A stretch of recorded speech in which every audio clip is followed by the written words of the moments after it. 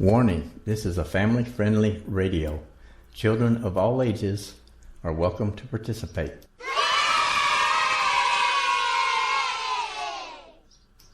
This is my grandpa's geocaching talk show.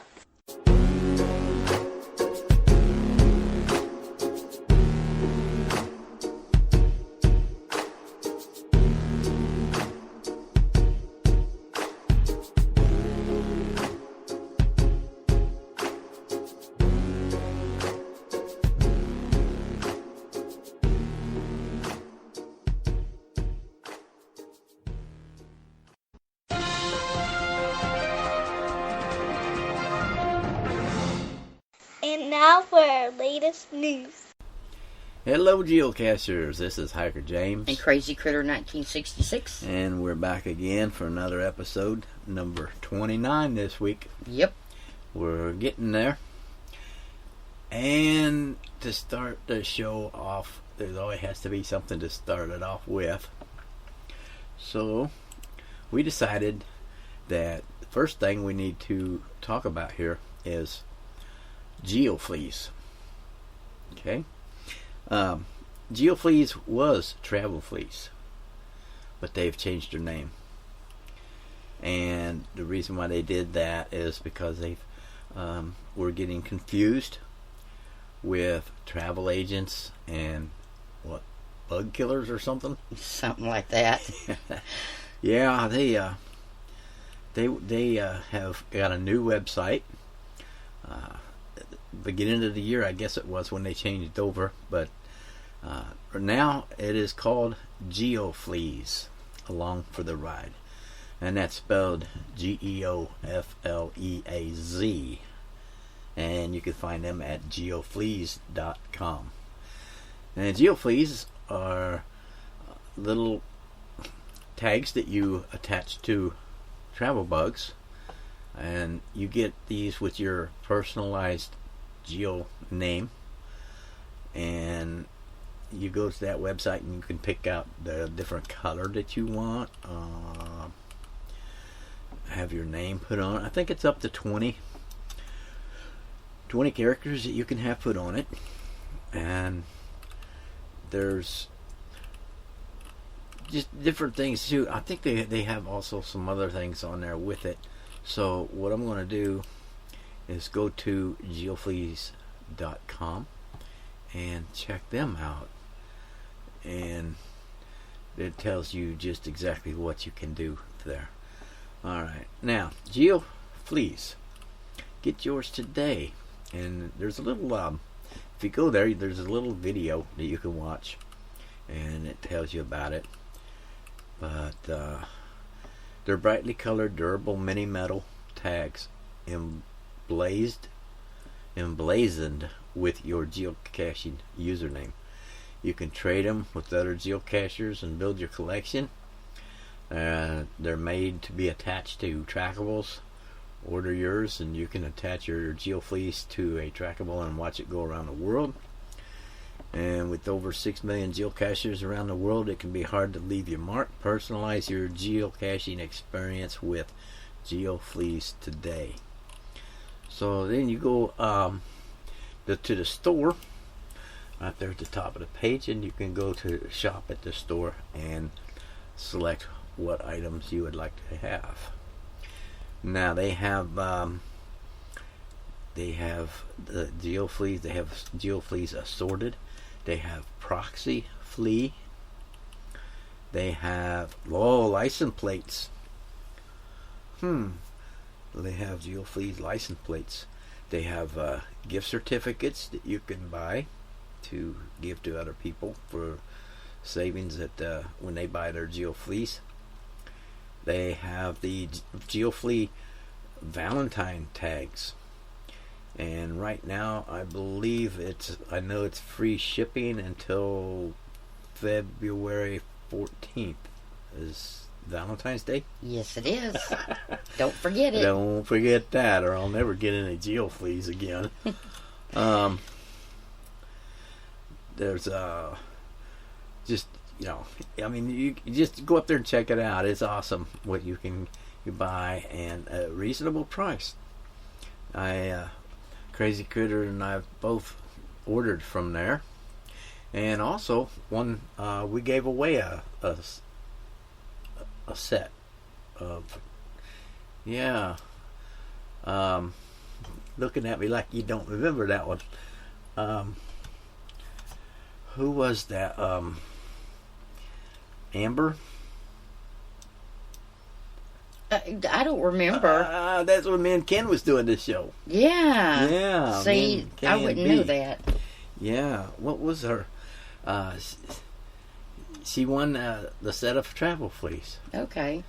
I think there was 8 or 10 of them in there. And I think there's 12 comes in a package. I'm not for sure. Oh, I do remember you saying something about that now. Yeah. Yeah.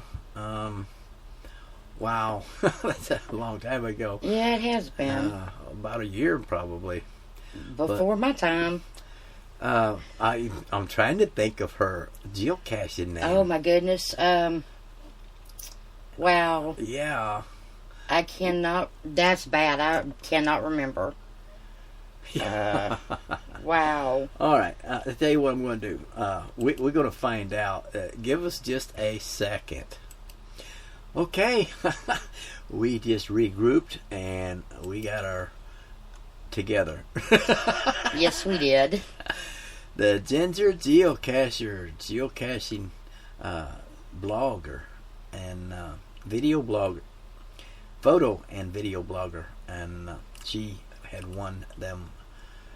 They was travel fleece back then, but now she has won the Geo fleece back in when did I say that was May last year. Mm-hmm. Yeah, it's almost been a year. It's kind of hard to remember sometimes, when you don't have anything wrote down. True.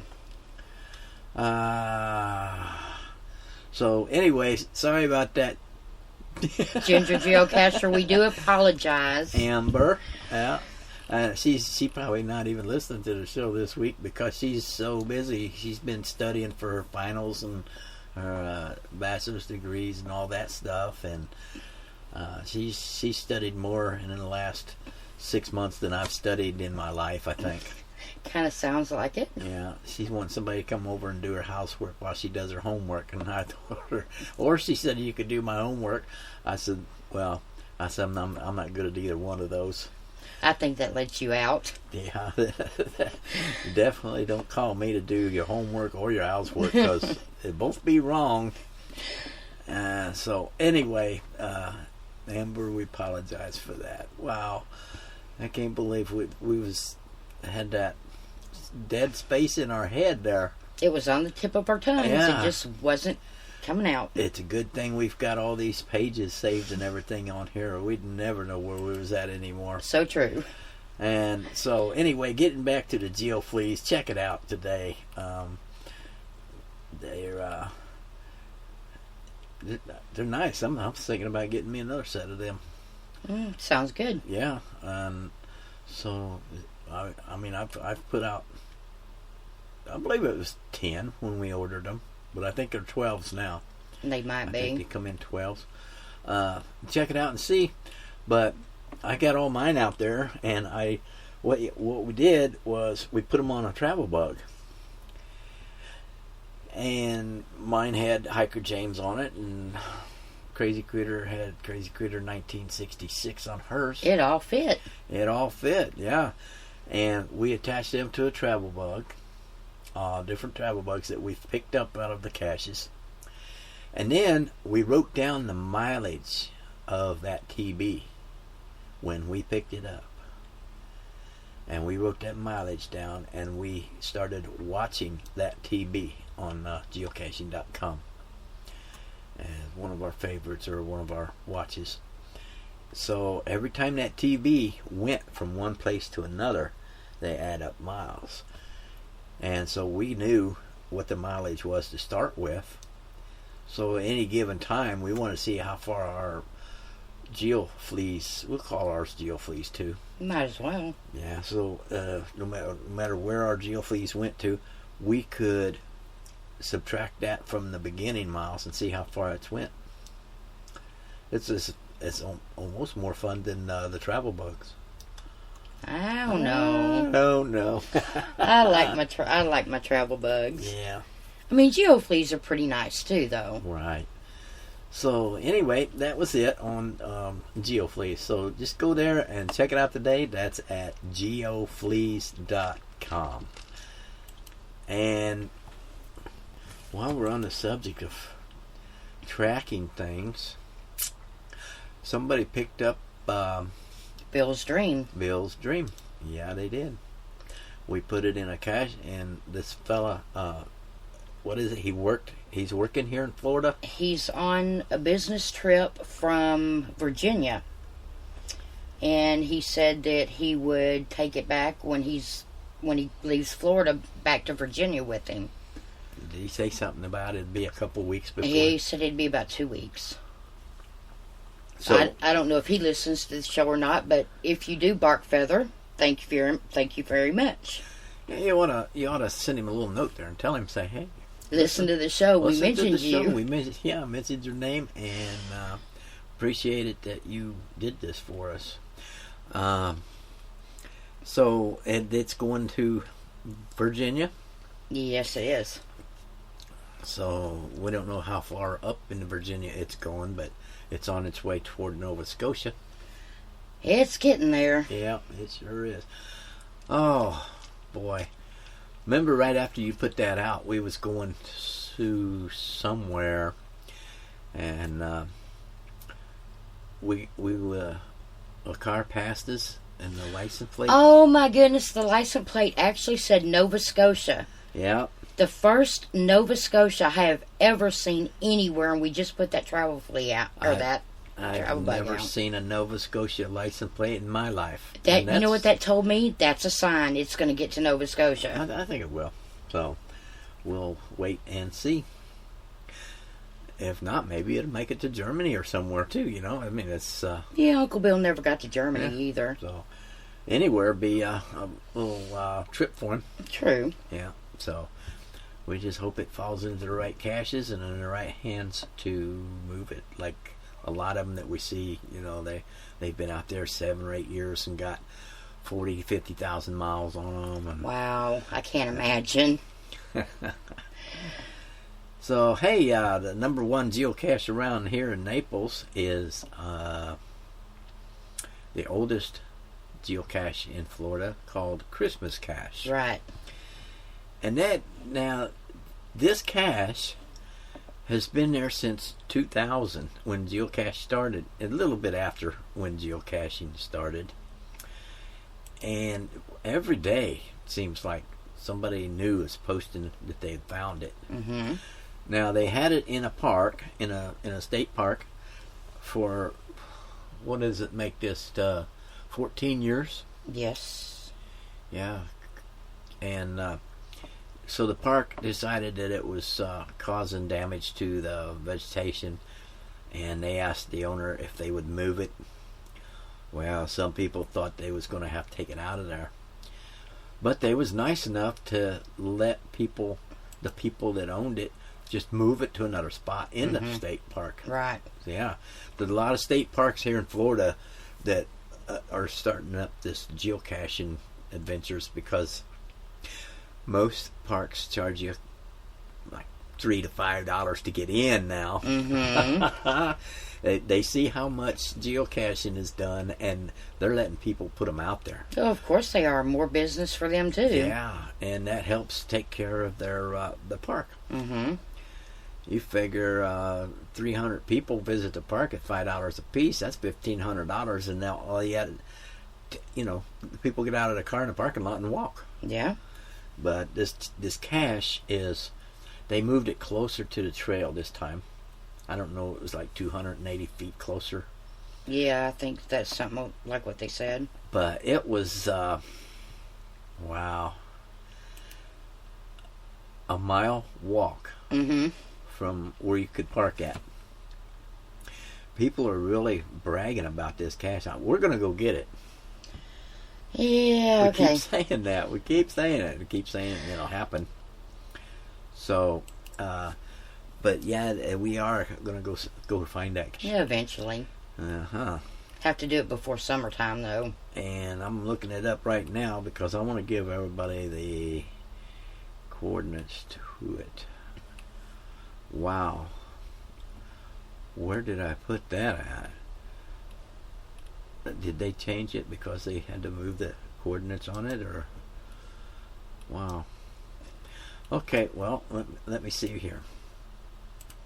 Okay, the Christmas cache is the now don't get excited because this is all the bigger the GC code is.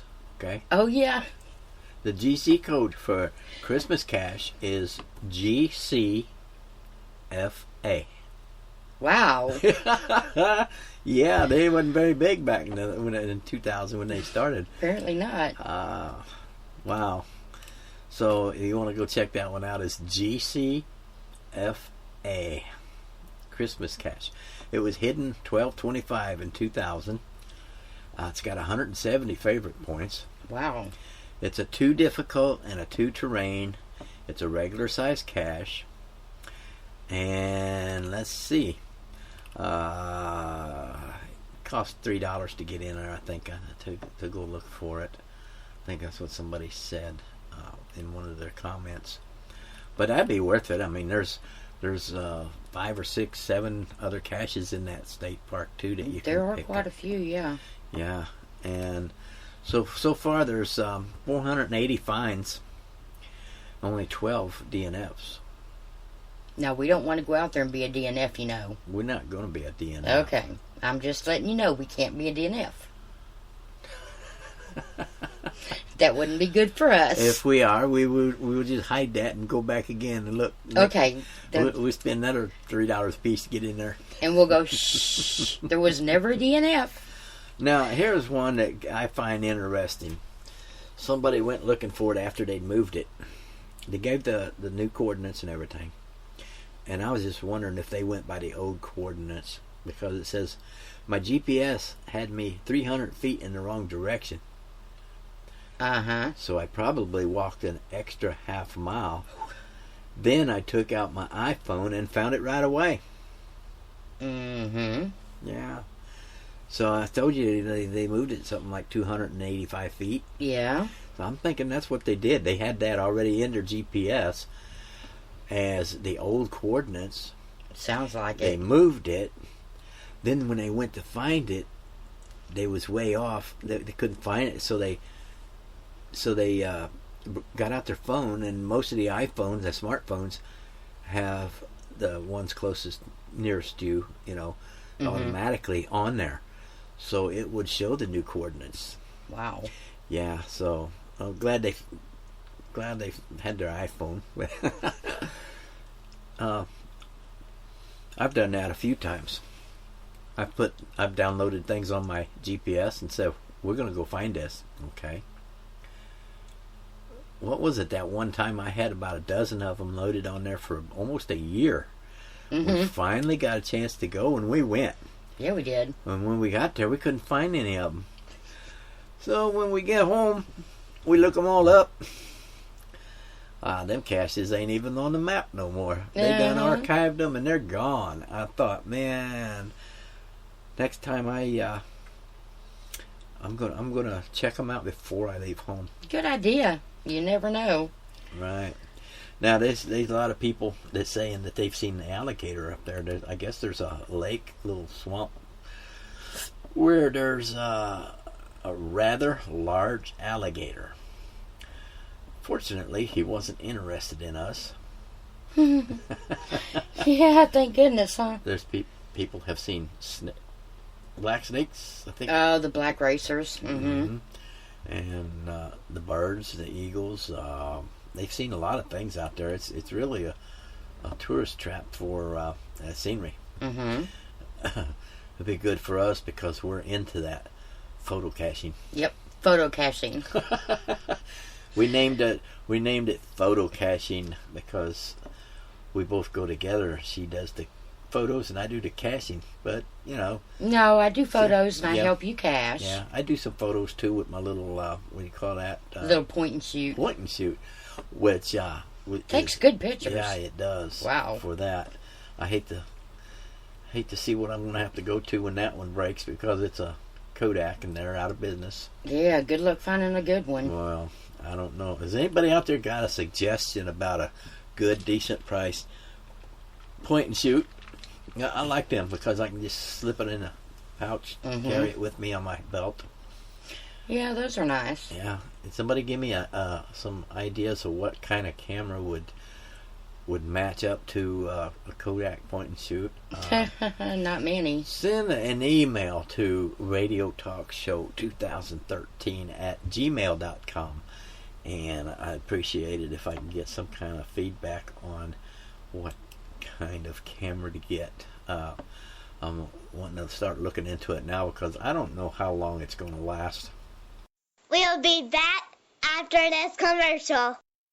Geocachers, check it out. FTF Geocacher Magazine, the magazine for geocachers written by geocachers. FTF offers practical advice, hints and tips, cacher bios, and milestones, geocaching events, trail tales, and all things geo-related. Check it out at www.ftfgeocacher.com. This part of Geocaching Talk Show is sponsored by Cache Advance. For a full line of geocaching needs, visit their website today. They are an official Groundspeak distributor and they have everything you need for geocaching supplies. That's www.cache-advance.com. Looking for a geocaching adventures? Go to geofleas.com, spelled F-L-E-A-Z. Along for the ride. Travel fleas are now GeoFleas. Order your GeoFleas today and go along for the ride. With over 6 million geocachers around the world, it can be hard to leave your mark. Personalize your geocaching experience with GeoFleas today. To find out more about geocaching, go to geocaching.com. At the top left of the page, go to Learn and click on Geocaching 101. And from there, you will find all the questions and answers for what geocaching is all about. Then you can sign up as a free member or as a premium member and get started as a new geocacher and enjoy the worldwide treasure hunting game wherever you are. That's www.geocaching.com. Okay, we're back. Yes, we are. Yeah. You over there just looking up something, and I said, okay, we're back, and her head popped up and said, yes, we are. Yeah. Do you want me to turn it on now? Yeah. You never know when I'm going to hit that button. No, I don't. Yeah, so there was our ads for the day and for the week. We've got Lookout Lisa. We got an email from her, and she sent us another audio. So what we're going to go ahead and do that right now. And Lisa, take it away. We recently asked, did you trade anything at your first geocache find? And did you bring anything with you to trade? Well, after tallying all the answers, we found that 2/3 of cachers did not trade at their first find. So here's what we heard. Susan Cox, 1955, on Twitter shared, had nothing with me but went home and got something. Dano on Google Plus shared, a quarter for a tiny Santa eraser, size of a dime. It was Christmas Day, so it seemed fitting to take the eraser. Well, that's pretty cool. Well, Nora on Facebook shared, nope, I wanted to be more comfortable with just caching before trading stuff. Well, many answered that they didn't even know about trading when they first went out caching, but they do now carry some swag with them for trading. Well, as always, we really enjoyed hearing about cachers' first finds, and you can too, if you follow us, Cache Advance, on Facebook, Twitter, and Google Plus for the geocaching question of the day. Thanks and happy caching. All right, thanks, Lisa. And, well, I didn't know anything about the little swag in the geocaching when I first started. I think the first 3 or 4 that I found was like micros anyway. Remember the first one I couldn't find, you found it. Oh, yeah? Yeah. Yeah. That grin. I got lucky. Yeah. She says, this is what you're looking for? Well, it was the second time, wasn't it? I went by myself. First time I couldn't find it, and then later on when you decided to go with me on a time or two that we went back to look for some of them because I didn't even know what I was looking for the first and second and third time I went. I got lucky and hit one. I think it was the third or fourth one that was actually a geocache, and I'm thinking a DNF on the first one, DNF on the second one. I think I might have found one on the third. Wasn't sure. It was just a stick. You never know what they're going to look like now, though. It was a perfect spot for it. And later on, I found out that stick was supposed to be there to cover up the geocache. Oh, yeah. It was a big hole in the tree. And I pulled a stick out of this hole, and it had been carved up on the end, like whittled up and stuff. And I'm thinking, wow, I got a geocache. But didn't really know that much about log sheets and stuff like that. And I thought, how you going to log this? It looks like a log already. So I came home and wow. I went back and got that one too because I figured, well, it's got to be something else in that hole. Went back. That was the one up there in the top of the cemetery. Oh, yeah. Yeah, you went with me on that one too. It was kind of like in them people's backyard. They had a long backyard that met up with the cemetery lot. And we found some in cemeteries. There were some pretty decent geocaches in the cemeteries, but they was always in pine trees. Yeah, pretty much. Yeah, I always wore a long sleeve shirt, no matter what kind of temperature it was, because you go walking in and out of them pine trees, and you're going to get all scuffed up. Oh, you came home with a few scuffs. Yeah. That's how everybody at work knew I geocached over the weekend. I had scratches and all kinds of stuff on them episodes, or should I say adventures. Yeah, painful adventures. Yeah, there was some. There was some that could have been more painful if we had been a little careful what we was doing. But as we went and as we learned and grew into geocaching, we found it to be more fun. And now it's the excitement comes from seeing some more new ones down here in Naples, where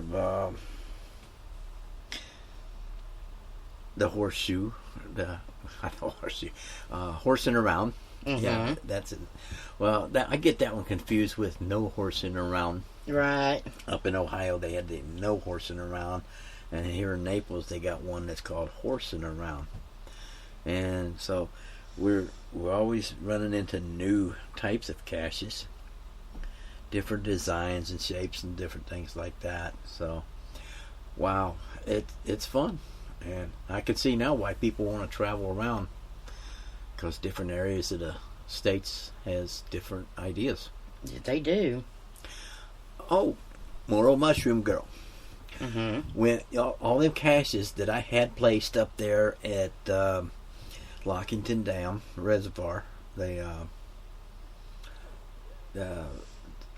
think I had 6 of them up there. Well, her and her friend went up there here a couple days ago and went geocaching and found all of them up there. Wow.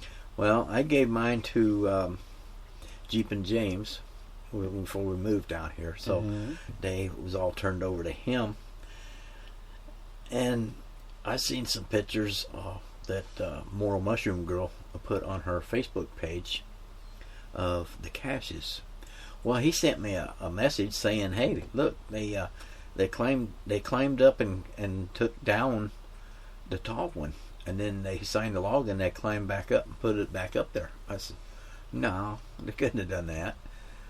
Why would they have done that? Because there's a tool to retrieve it with without climbing. This cache was about 25 feet in the air. Wow, was it that high? Yeah, because it was a 25-foot. Okay. Yeah, thing. Okay. Yeah. And so but I got a hold of her on the chat, and I was talking to her about it, and she says, "No, we used the tool that was there to get the cache." And I thought, well, that's good. And then I seen all those pictures. They put about a dozen pictures up, and it seen a little snow on the ground up there. Oh, I miss that. So anyway, I got to talk to her for, I don't know, 20 minutes probably, maybe a little bit longer. Mm-hmm. And said everything's good up that way. So anyway, now her and her sister, her name was Moral Mushroom's sister or something like that. Okay. I really can't. All I know her by is her real name, and I'm not going to mention that one on here. But we all went to southern Indiana. When was that? 2 years ago? Yeah. In January. And down by the Ohio River, at the riverbanks, there was this cliff. And we went to a 3-stage multi-cache that was on this cliff. We took rope with us. We was lowered into holes. We was pushed up into holes. We was... Well, let's see. I think it was like 4 o'clock in the morning when I left. Yeah. I was supposed to meet them down in Dayton at 5, and then we went to Indiana, and that was 130 miles, something like that from there. So we spent all the time we needed to get all these 3 stages of the cache, and then we headed towards the house. Well, we got back that night. It was almost 10 o'clock. Yeah, it was. But I mean, you talk about somebody that was sore. We was throwing. We would tie a rock around the rope and throw it as far as we could to kind of like lasso it around the tree, Mm-hmm. and then pull ourselves up Like a grappling hook. Yeah, and then we all had a backpack. So we tied all 3 of the backpacks together, the last one in line to come up the hill. And so when they got up the hill, all 3 of us pulled the 3 backpacks up the hill to where we were. Then we had to start all over again, tie a rope, rock around a rope, because usually that one was already off of there. So it was wore out time we got home, but we found the cache. So yay! That was a 5.5. Yeah, well, I stayed home for that one. Yeah, that was. They crawled up the hill On their hands and knees. I saw those pictures. I slid down the hill trying to get up once. Wow. But when it come time to go down the hill, they just bumpity butt. I was going to say, you probably got down a lot quicker. Yeah, and it was a lot of shale from the cliff on the ground, and then a lot of leaves on top of that. So it was like putting butter on a doorknob. Oh, gee. And so, but that was a fun cache, and that was a 5.5. So, yay, I did a 5.5. So anything less than that, I can handle, I think. No, I imagine you could after that one. Of course, that no horsing around. Oh, wow. That was probably a 1.5, and they had it listed as a 1.1. Yeah, somebody don't know their numbers there too well. And now I got to thinking about it. I think that 1, they had it listed as a 1.1. That's wheelchair accessible. That wasn't wheelchair accessible. You'll get down. Wow, no Yeah, way. You get down it. It's got to be at least a 1.5. Yeah, that was not 1.5. wheelchair accessible at all. Right. But anytime you put a 1.1 on there, it has to be a wheelchair accessible geocache. Mm-hmm. So you learned something today if you didn't know that. When you go to log a placement of a cache, make sure you get the right terrain and the right difficulty on there. And there's a helper thing on there too, that if you don't know what it is, you can click on this helper. It'll take you to some questions, and you answer the questions. And when you get done, it analyzes it and tells you what the terrain and difficulty it is. Where it should be. Oh, Yeah. okay. So you learned something else today. Yeah, I'm kind of getting into learning a little bit more about it all the time. So when somebody tells me about it, and so that's probably about the biggest lesson for this week is how to do that. Okay, you wanted to say something. I know we was doing the commercials there. You wanted to say something more about the travel or the geofleas. Yeah. You really should go check them geofleas out. They're really actually cool little tags to put on the TVs. I would rather just put my geoflea on somebody else's TV and let it go, especially because I've lost about all mine. There you go. Well, you don't want to put them on your own anyway. No, I guess if you do have trouble keeping your own TV, stick the little geofleas on other people's. Right. I would rather spend the money for the geofleas and let somebody else carry them around at somebody else's TV. Because if you get a TV that's been out there 6 years and got 50,000 miles on it, I would trust that it would actually keep going. Yeah. Now that Robbie the Rat. Oh yeah. Now he ended up, I don't know what happened to that. It'd been out there for like 9 years and had like 60,000 miles on it. Wow. And I had it and I gave it up to a cache. There was, I don't know, I watched that for it being picked up maybe a dozen times after that. Mm-hmm. And all of a sudden he's not there. Wow. Somebody took him home and that was the end of it. The guy was from Australia that set that one out. Really? Yeah. Did not know that. If anybody finds a rat in a mousetrap and it says Robbie the Rat on the bottom of that mousetrap, wow, put that thing back out in circulation, because there's just some things that you can't replace. And one of them is miles, and the other one is the amount of time that they've been out there. Mm-hmm. So, who knows where it's at now? I could tell where it was last, but who knows where it went from there. Okay, let me see here. From geocaching.com, we've got an email from geocaching. Tell the story of your geocaching journey. It says, don't forget to log your geocaches online. There's more to a geocache than just a location and a container. Every time it's found or not found, there's a story. Those stories are logs geocachers leave on the geocachers page. The reasons to leave quality logs on geocaches you've attempted are numerous, but here are just a few to get you started. Geocache owners love reading new logs. It also helps them to keep tabs on how their geocache is doing. Other geocachers may check previous logs for hints or information.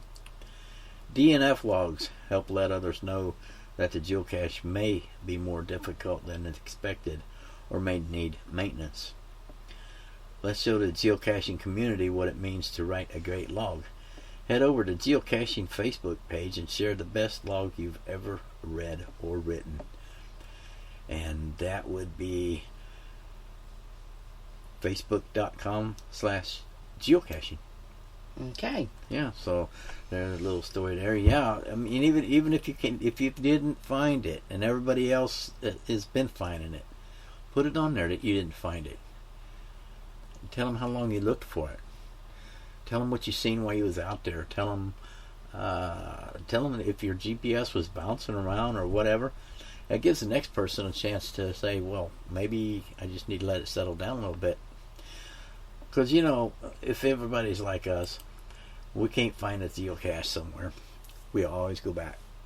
Yes, we do. And there's where our mistake is. We never log that as a DNF. We wait until we find it, which isn't good. That's what they're talking about. Log that DNF. Because if the next person logs DNF and the next one does, the owner should go out there and check it out. Mm-hmm. And 3 DNFs in a row, that's a strikeout. Yeah. And that's what I did when I had my containers. I waited till the third one, and I go check it out. So you never know. There can't be that many wrong people in a row. So, well, they could be. There could be. Oh, well, that one in Illinois. You know that one that's been out there for like 7 years, and there's only 2 people who's found it so far. Wow. At Mother. Let me see. What was the name of that? It's in Illinois, up there by around Joliet. And Is that Joliet or Joliet? it depends on where you're from. If you're from Illinois, it's Joliet. Okay. If I'm wrong, send me an email. Correct me.